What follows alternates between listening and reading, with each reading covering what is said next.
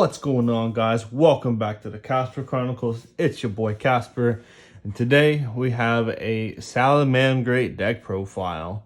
It's more of a kind of budget profile, but we can go through and talk about different things that can be played. I mean, obviously, right off the bat, access code really isn't budget, but there are budget alternatives, kind of. So, I know we are working on the giveaway. We only hit 40 subscribers. However, I still do want to give away the mouse pad. So, for that, just comment down below what deck are you playing in this format. You'll be entered in the giveaway as long as you're a subscriber, you like this video, and you comment down below what deck you're playing in this format. Once you do all those three things, you'll be entered in the giveaway, and then we will announce the winner these next let's give it about 2 weeks from the upload of this video, and we'll go from there. Give us some time to kind of figure out the best strategy to get a hold of the winner when it's announced in the next video. So definitely stay tuned.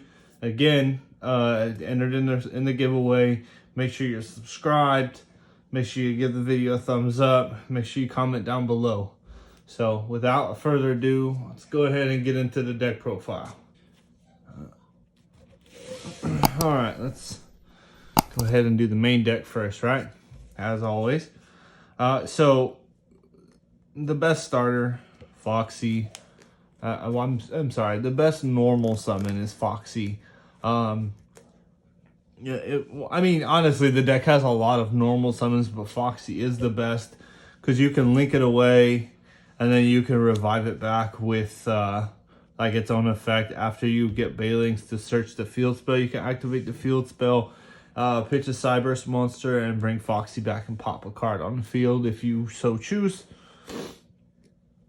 Or, a lot of times the first effect does not really come up, but if your hand is god-awful, absolutely use the first effect. Just know you can't use the second effect of Foxy to revive it back. But depending on your hand in the situation, you might not even need the second effect, but who knows. All right. Next, 2 Spinny. This card is a one card Sunlight Wolf. So if your hand is just awful, right? Normal Foxy, use the effect, and you get a Spinny, right? You're in there. You can just get a wolf and back it up with hand traps or some other cards you'll see later in the deck profile. I didn't really feel the need to run this at 3. It really isn't necessary. Spoiler, we're not playing Desires. There are some options that I would choose to cut for Desires, but Desires just, I'm not a fan of it, but I would play it in this deck just because this deck honestly needs draw power, and it really lacks that. However, I'm really not sure what exactly I would cut for Desires. I honestly would not play 3. I would sneak it in there at a snug number 2. I couldn't do it at 3. I'm not a fan of that. So next Salad Monster, Jack Jaguar, 2 of them. Again, my last profile, I said, hey, I would never play any less than 2. Still the same concept here. Again, we don't play Desires, but just having the versatility of 2. Because I've seen Ghost Bell. Oh, obviously Ghost Bell's in the format. I've seen DD Crow. I've seen Skullmeister. One gets DD Crowed.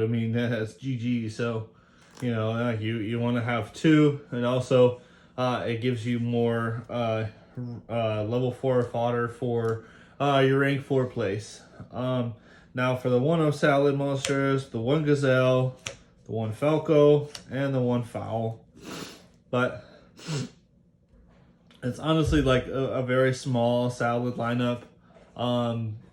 Just because like there's not a really big need to play 3 of any of them except for Foxy. Like 2 Jaguar, 2 Spinny is perfectly fine, and obviously you can only play the 1 Gazelle. And the Falco and the Fowl are level 4 fodder, and they're just kind of situational, honestly. Fowl for chain block, Falco just to, say you have a Gazelle, you can Gazelle, dump Falco, Falco bounce this to hand, and then find a way to get like a level 4 out there, and you got like a level 4 monster, whatever you so choose. All right, and well, that's it for the salad monsters. For the honorary ones, 2 debug, 2 Bufferlo. So debug, I do like it at 2. The 2-2 ratio is good enough for me. Debug, if I draw it, I can normal it, and if I don't get hand trapped, search whatever card I need. Bufferlo, on the other hand, I mean, it's helpful to get, like, say you have Foxy in your hand or whatever, and you have Bufferlo. Instead of doing Foxy and hoping that you hit something, you can Bufferlo, go into Balinks, Chainlink 1, Chainlink 2 Balinks. Balinks will add the field spell. Bufferlo will let you draw 2 after you pitch the Foxy. And then you say you have another Cyberse monster, and you can pitch the Cyberse monster after you activate Sanctuary, or if there's another face-up spell or trap on the field, then you can pitch that Cyberse monster in a special Foxy. So I mean, you do have a multitude of plays for either one that you open with. I mean, honestly, if you open both, I mean, it just kind of depends on your hand. Normally, I would go debug just to search what I need, but if I already have what I need, I would just do Bufferlo to help load my graveyard and take 2 free cards. So yeah. So extenders, 3 parallel exceed. These are honestly, I feel, a must. I mean, not a lot of decks are playing Nibiru, but we do have to be prepared for it because they more than likely are going to be siding it. So this is just a way to get to rank 4s, or honestly, in certain situations, it could even be link fodder. Like, the sky's the limit for this card, and I really do like it. So for hand traps, so this is kind of a low hand trap lineup, and this is kind of where a little bit of flexibility has come around. So 3 Ash, you have to play it. It's a fire monster. It can be picked up by Wolf. So I mean, you Ash summon on your opponent's turn. You go and you make Wolf, and you summon a monster below it. You could pick up Ash for the next turn, or you can pick up whatever salad monster that or whatever fire monster you want, and that's in your graveyard. Lancia. So this deck struggles so bad against Conductor. And I mean, Lancia is really good in this format. So I mean, Dino's not really like a top tier contender, but you will see a lot of them. Virtual World, definitely Lancia hurts them a lot, because if you Lancia them in the standby, it either forces them to have Lulu, or it forces them to have multiple different names in their hand. If they don't, their board is subpar, and honestly, you can access code them to sleep. So I mean, I do like Lancia. Another option, I mean, again, this is kind of like a budget profile, but these could be droplets. These could be gammas. Let's see. Honestly, these could probably go on the side, and I would play 2 Desires, because right now it's at 42 and we could just make it a 41. But I did want to include Lancia in some form in the main deck, just because of how much of a problem Conductor is, especially under Miscellaneousaurus. So that's honestly it for the hand traps. Moving on to the spells, of course, you always have to play Signet Mining. I finally got my secrets. This is a what's it called, a Rhoda for Cyber's monster. So honestly, you could play this in this. You can play it in the, I believe it's like the Evil Twins or something like that. And I believe there's a couple more Cyber's decks. I can't think of any off the top of my head. But the main one I believe that this was made for was Salamangreat. Of course, it's a really dumb card. And honestly, you pitch Spinny or a Salamangreat monster off of it to search Gazelle, and Gazelle can trigger, and away you go with your combos. So this card is really stupid. I do like it a lot, though. To Will. So again, Nibiru's not really in the format. So this also could be Desires. Honestly, I've been contemplating that a lot. I do like it as an extender. But honestly, I mean, who knows? This could even be put in the side as well. It was mainly just to kind of give you something if you got Nibiru'd. But again, like, since Nibiru is not really in main deck format, right? Like, this could be in a side or what have you, to prevent you from being Nibiru'd. All right. So then the one-ofs, you got the 1 Circle, the 1 Sanctuary, and of course the 1 Call by the Grave. So Circle, obviously, I wish this card would come back to at least 2. That would be stupid. Sanctuary, you don't need to play any more than 1. It is searchable off of Balinx, and I mean, you really don't need more than 1. And then Call by, you just got to make sure that things like your Signet Mining go through, your Circle you can do in the draw phase, and they can ash you, sure, but like, mainly I do this in the draw phase, because I mean, Droll is kind of in and out of the format, but just to dodge Droll, you Circle in the draw phase. But yeah, a Call by the Grave, it's really good against Misk as well. Just know, Lancia, this is dead. So I mean, in certain situations though, like if I would rather shotgun Lancia and then set this for my opponent's turn, and then say I'm playing against Dinos, right? And then I can Call by the Grave and Misk. Go ahead. Don't worry, I'll wait. If you can play through this and some of the other cards I'm going to show you here in a minute, I mean, you deserve to win. So, but that's it for the spells. And we bumped everything everywhere here. All right. Let's move on to the traps. It is a pretty trap heavy lineup. So we got 2 Rage and 2 Roar. Standard. I mean, it's more standard if you play Desires, but I do like to have the versatility, because I mean, if I open one, I can dump the other, or if I open both, that's even better. And then like Gazelle, I can just dump whatever I need to continue, because I already have one or both of these in my hand.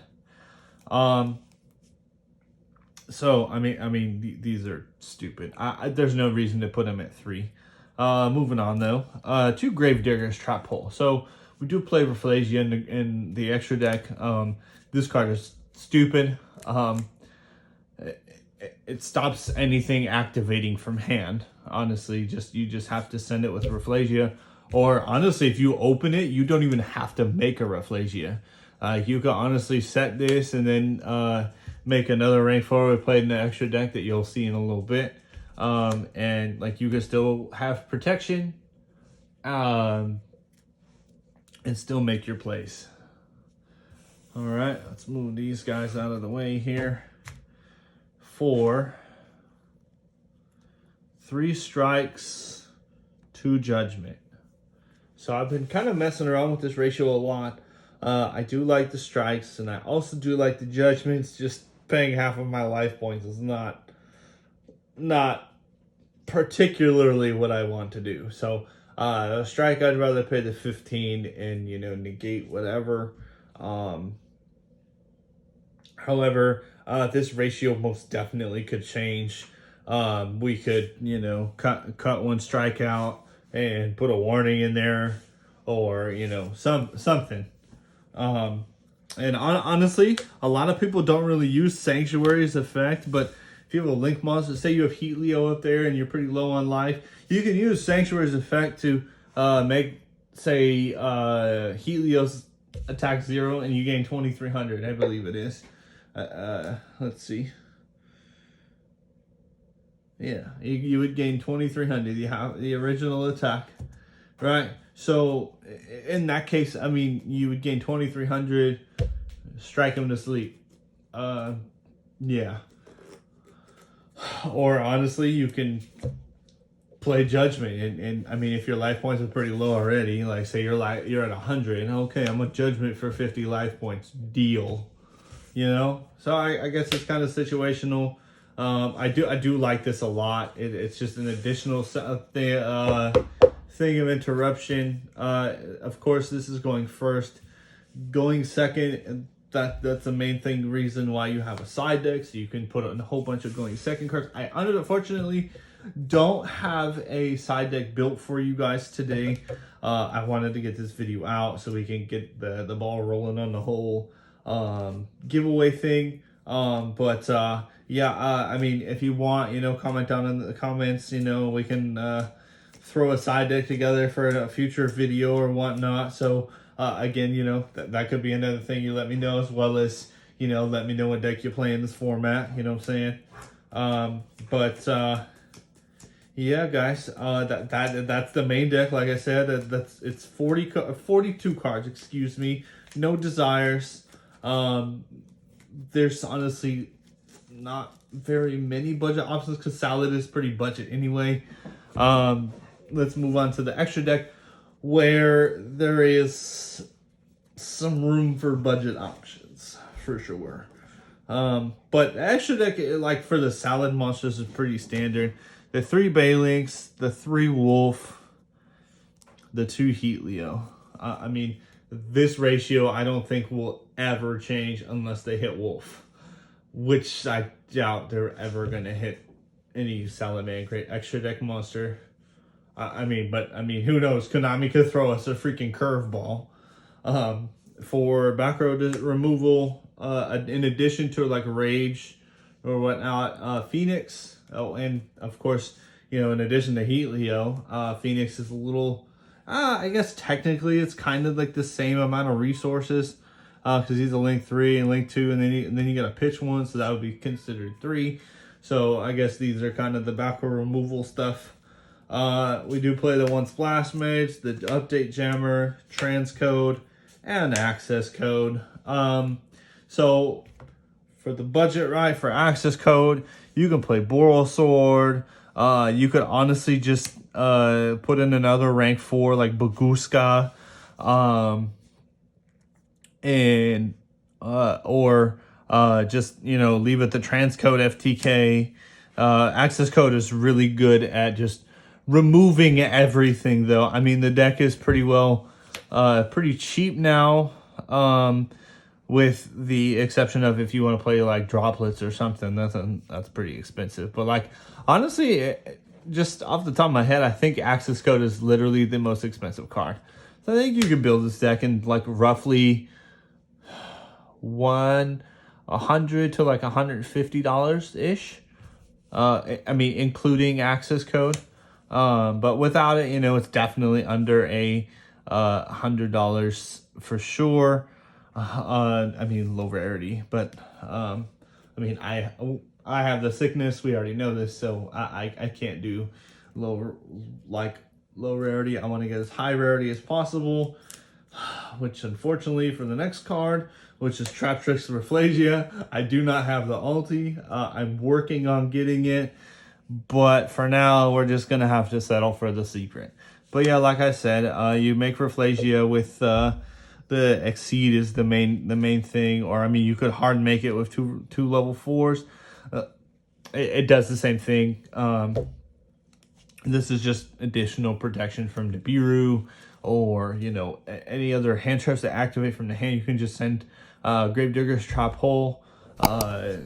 Yeah. And then finally, for the final card in the extra deck, Abyss Dweller. So a lot of people don't really... I mean, I haven't seen anybody really play this against Drytrons, but a lot of times Dweller's pretty good against Drytron. You know, like you can't activate any cards in your... Or I'm sorry, your opponent can't activate any card effects in the graveyard. So, what's her name? Cyber Angel Ben 10 is turned off. A lot of the Drytron monsters are turned off, I believe. I'm not really familiar too much with like the actual Drytron monsters, but the main one that they abuse so much is Cyber Angel Benten, and Dweller just turns her off. So Dweller is a really good card. I've honestly, I think this is like $40 right now. I'm not sure why it's still super cheap. Sidebar, Market Watch plug, I guess. Get these while they're cheap. The ultis, I mean, they're like $45.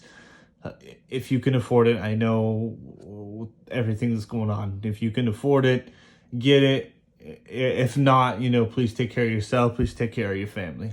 All right, moving on. But yeah, that is the deck profile, you guys. Again, I'm sorry I don't have a side deck built for you. I can have one built in a future video for you guys. Please don't forget to like, comment, and subscribe. Turn on that notification bell too. Don't forget that, so that way you can be notified whenever I upload the new videos. And especially turn it on so that way you will get notified when I upload a video that'll tell who the winner is, and we can figure that out from there. But thank you guys so much for watching.